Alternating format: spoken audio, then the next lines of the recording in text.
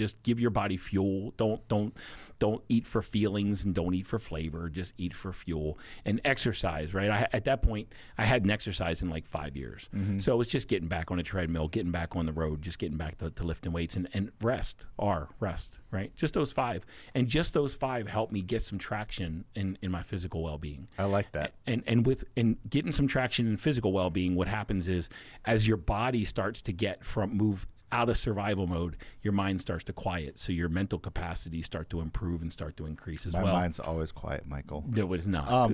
It is not. The best thing I've heard about the like nutrition is from Brian. He was just like, I eat food and then I just am conscious how I feel after I eat it. If I feel like crap, then I don't eat it again. And if I feel good, then I'll eat it or go back to it. But just he's like, I listen to my body for the 3-4 hours after I eat. You know, it was, even if it may not seem healthy or whatever, if I felt okay, I'm gonna keep going with it. You know, but if it makes me feel crappy, then I'm gonna stop eating it. But here's the difference, and we could have a show just about this. When I was 300 pounds, I was all inflamed.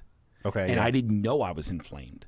Then you drop 100 pounds, and then you're 200 pounds, and then you eat this thing, and you get inflamed, and you start to feel bloating. You always felt bloating at 300. You just didn't know you were bloated. You need to get to your baseline, and then you get down to a healthy weight, and then you become more sensitive to certain foods, and then you can start to see which foods inflame you and which ones don't, and that's when you can start to control your circumstances.